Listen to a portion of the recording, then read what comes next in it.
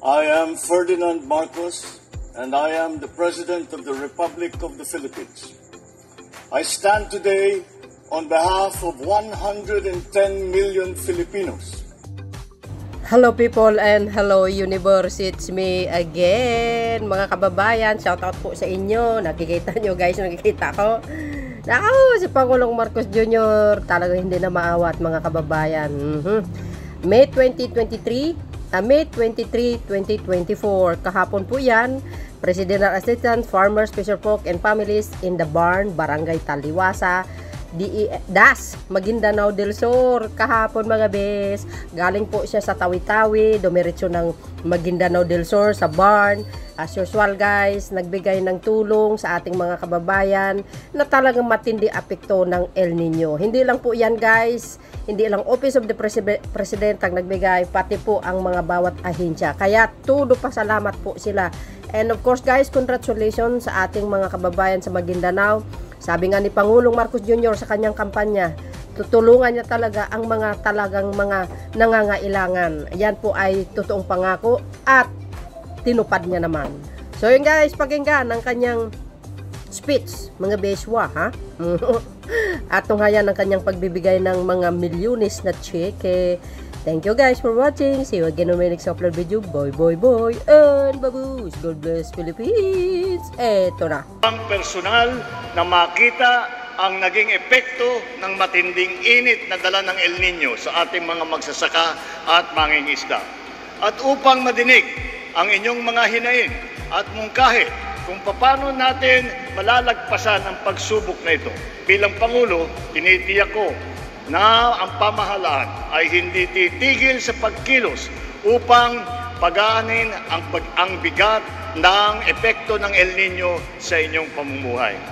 Patuloy din po naming sinusubaybayan ang sitwasyon dito upang maging mas epektibo ang mga hakbang na aming gagawin sa pagtuon sa inyong mga kailangan.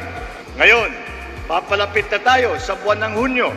Inaasahan natin na huhupa na ang matinding init, ngunit mapapalitan naman ito ng matinding pag-ulan. Kaya naman, inaatasan ko ang lahat ng mga ahensya ng gobyerno na ipagpatuloy ang pakikipag-ugnayan lalong-lalo na sa mga LGU bilang paghanda para sa darating naman na La Nina. Ito ay upang maibsan ang epekto ng matinding pagbaha na alam naman nating taon-taon na nararanasan ng mga komunidad dito sa Maguindanao del Sur. Mga kababayan, sa kabila ng mga programang ito, hindi natin kinakalimutan ang mga hamon sa seguridad na patuloy na iniinda dito sa Maguindanao del Sur. Hinihimok ko ang lahat na patuloy na magkaisa at samantalahin ang pagkakataon ito upang makipagtulungan sa ating gobyerno.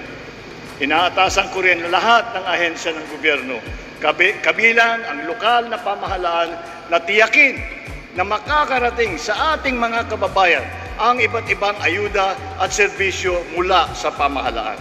Marami pang hamon ang ating susuungin. Ngunit sa ating pagtutulungan, malasakit at pagsisikap, kakayanin natin ang lahat na ito sa ating pagkakaisa. Makakamit natin ang mas magandang kinabukasan para sa Maguindanao del Sur, sa buong rehiyon ng Barn at sa ating inaantay na bagong Pilipinas. Pagbati sa ating mahal na Pangulo sa pagdalaw dito sa probinsya namin sa Maguindanao del Sur.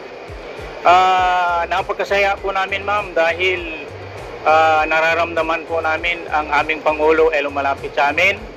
At hindi lang, siya po mismo ang nagbibigay tulong sa aming pamilya dahil po sa tindi ng apekto ng matagalang tag-init ay malaking tulong po. Pangangailangan namin sa pagsasaka yung patubig kasi gumagamit kami ng water pump at pangalawa po yung abono na kailangan po ng aming palayan.